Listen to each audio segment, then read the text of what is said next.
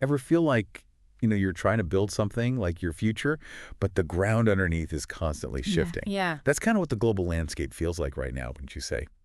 We've got political changes, tech advances that seem to happen overnight, and don't even get me started on the economy. It's a lot to process for sure. And that's why we're here, to dive into the source material you sent, help you make sense of it all. Exactly. hmm We're here to help you cut through the noise and hopefully spot some opportunities amidst all this, chaos. What I found really interesting about this article you sent was how it connects the dots between all these different things happening right now. We're talking political cycles, the rise of new global players, even how tech is shaping our lives.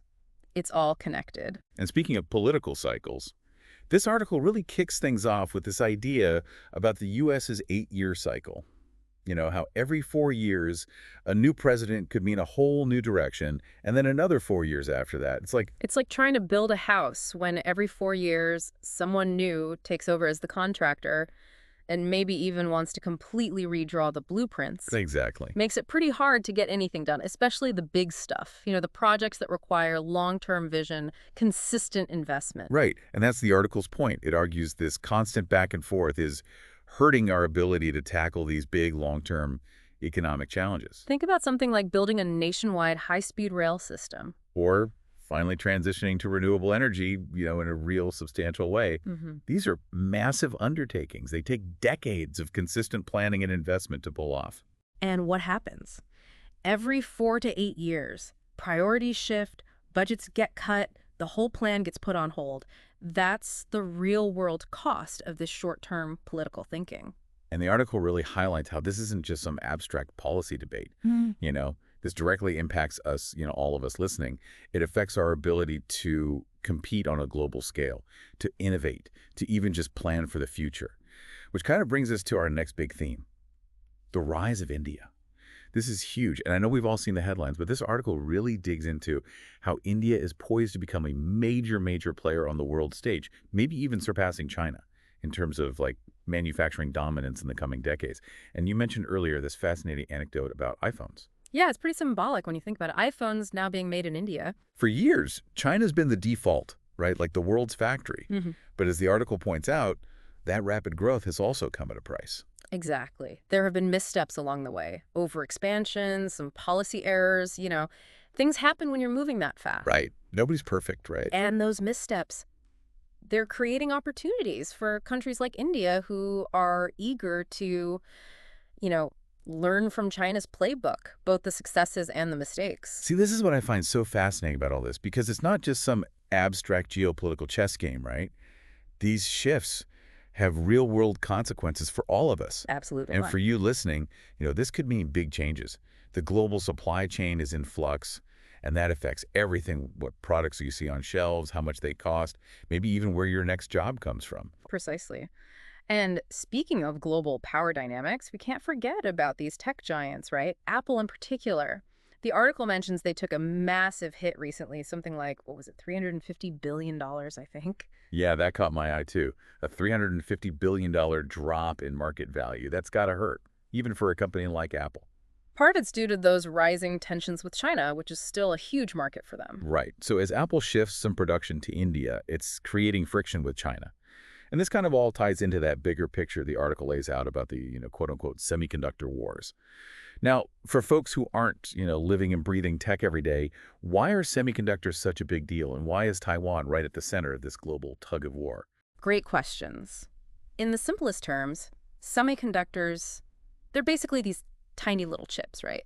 And they power pretty much everything around us. Everything. Your smartphone, semiconductors, your laptop, semiconductors, cars, appliances, even your kids' video games, they all run on these little chips.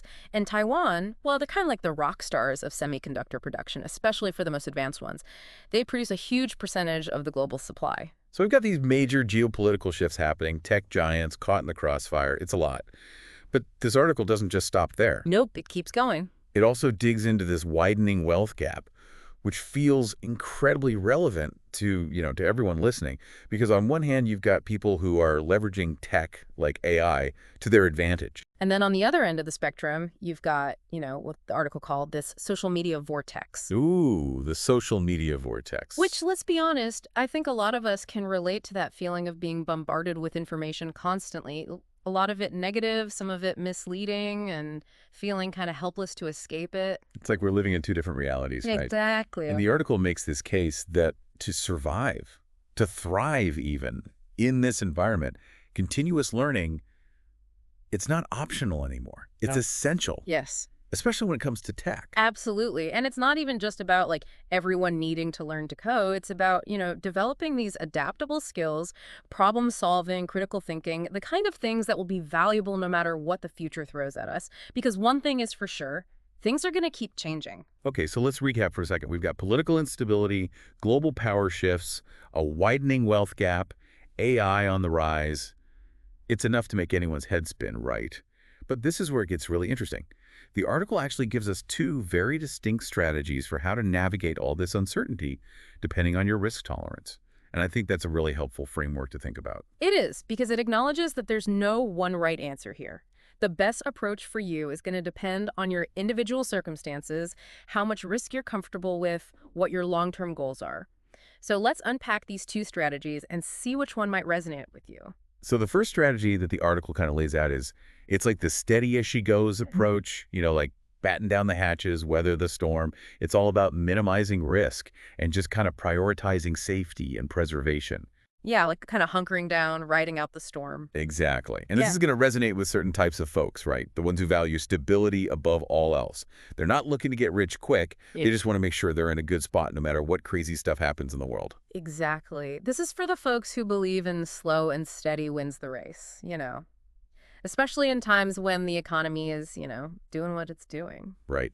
Uncertainty everywhere you look. So, okay, what does slow and steady actually look like in this context? Yeah. Because the article does get into some specifics. Yeah, like cash reserves, for example, that's a big one. Makes sense. Having that financial cushion, right, just in case. Exactly. Unexpected expenses pop up, or maybe you even see an opportunity you want to jump on. Having that cash on hand gives you flexibility.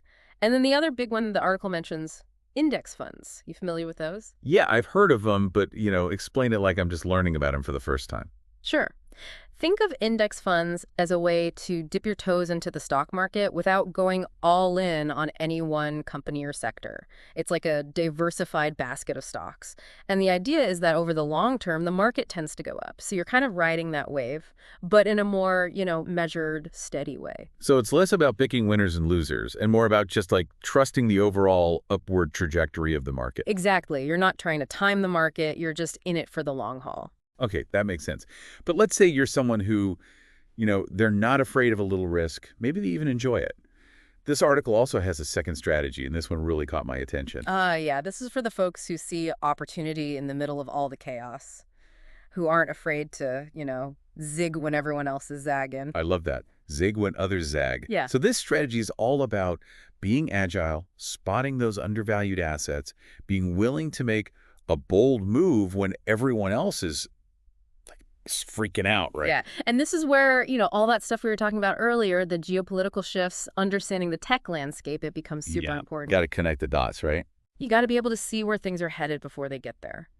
This strategy involves a lot of research, understanding market trends, maybe even being a bit of a contrarian, going against the grain.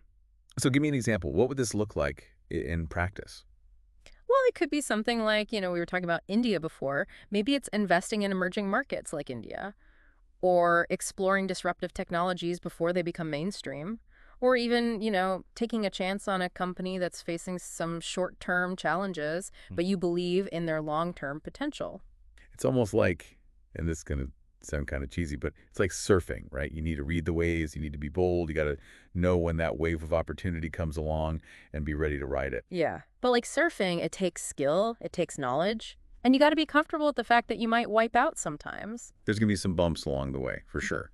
But that's how you learn. Right. Exactly. And the important thing to remember is that neither of these strategies is inherently better than the other. Right. It's not one size fits all. Exactly. The best approach for you really depends on your individual circumstances, your risk tolerance, what you're ultimately trying to achieve. 100%. And I think that's a really empowering message, Mm. Whether you're the steady as she goes investor or you're out there riding those waves, the key is to make informed decisions. Yeah. Do your research. Don't just blindly follow the crowd. Now, there's this next part of the article that really got me thinking. It asks this question that feels like it's on a lot of people's minds these days. Is the U.S. washed up? Ooh, that's a big one. Right? Is this like the beginning of the end of an empire? And I think it's easy to get caught up in that narrative sometimes, especially with everything going on in the world. Yeah, and the article doesn't shy away from those historical comparisons. There are definitely some parallels there if you look for them. But then it makes this really crucial point about capitalism itself. It argues that while corporations, these big institutions, while they don't always make the most, let's say, ethical choices, they are incredibly good at one thing. Survival, self-preservation. Exactly. They're like cockroaches. They can survive anything. Think about it this way. Powerful entities, corporations, wealthy individuals, anyone who benefits from the system as it is, they have a vested interest in making sure that system survives, even if it means tweaking the rules a bit, even if it means, some people benefit more than others. It's like saying if you're rich enough, you don't care who makes the rules. Yeah. But you also care enough to make sure the whole system doesn't collapse, because then what good is your money, right? Exactly. If the game board goes up in flames, everybody loses. And the article goes on to say it's not just these traditional power players shaping the future anymore, right? We've got individuals with more influence than ever before. Oh, absolutely. Social media influencers, citizen journalists, independent creators, they're challenging the status quo. They're shaping narratives. Sometimes they're even holding those in power accountable in ways that were unimaginable, a couple of decades ago. Yeah. And speaking of shaking things up social media, we got to talk about it. Yeah. This article really digs into social media's increasingly powerful role in all this, in this whole global power dynamic. Yeah. Because it's evolved a lot, right? It's not just cat videos and vacation photos anymore. It's a whole different beast now. And this article argues that social media actually played a really pivotal role, especially during the pandemic. Oh, absolutely. Both in terms of how governments and institutions tried to, control the narrative. And how people push back against that control. It's like social media gave everyone this front row seat to how power actually operates in the world.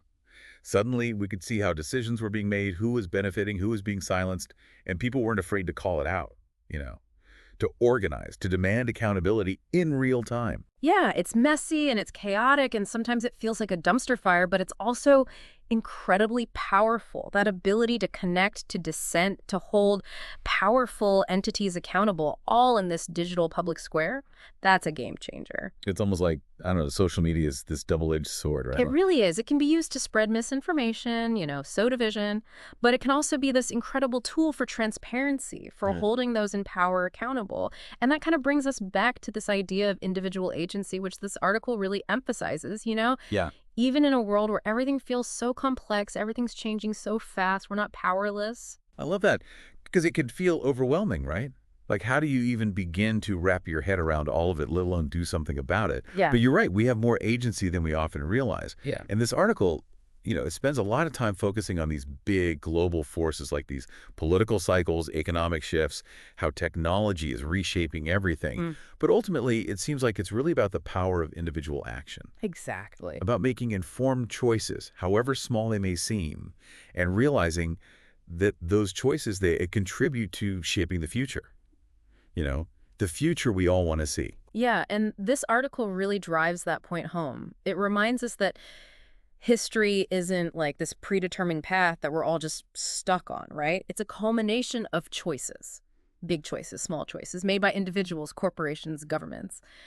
And while we can't control everything, we can control how we respond, how we adapt, what actions we take. And this article goes so far as to say that the past few years, with the pandemic and everything that's happened since, it's been a wake-up call of sorts. For sure. Like, it's really highlighted how fragile some of these systems we've taken for granted actually are. And it's reminded us that those individual freedoms, those liberties we have, they're precious and they're worth fighting for. It's definitely been a stark reminder that, we can't just sit back and expect things to stay the same or to always work out in the end. We have to be active participants in shaping the world we want to live in, not passive bystanders. It's like that quote, I think it's often attributed to Edmund Burke, but he said, "The only thing necessary for the triumph of evil is for good men to do nothing." Right. And look, this isn't necessarily about good versus evil, right? Right. But it's about apathy versus engagement. It's a call to action. It's saying, hey, you're not off the hook just because you're not the one actively making things worse. You got to be part of making things better. Yeah, well said. And that's really the main takeaway I hope you're left with after this deep dive. Knowledge is power, but it's only powerful if you actually do something with it. 100%. So as we wrap up here, we always like to leave you with something to ponder, a thought to carry with you as you navigate this, let's face it, kind of crazy world we're living in. Something to spark a conversation, maybe inspire a new idea, or even just motivate a small action. In this article, it ends on this note of, I don't know, cautious optimism, I guess you could say. It acknowledges all the challenges we face, but it also emphasizes that we have the power to learn from the past, to create a better future. So here's your food for thought. What is one small action you can take this week, today even, to navigate this landscape, all these changes happening around us, and create the future you want to see? It could be learning a new skill. It could be having a conversation with someone you disagree with, but you do it respectfully. It could be donating to a cause you care about. Or maybe it's just being more mindful about the choices you make every single day. Remember, even small actions, when enough people take them, they can create a ripple effect. They can lead to real change. So keep exploring, keep learning, and we'll catch you next time for another deep dive.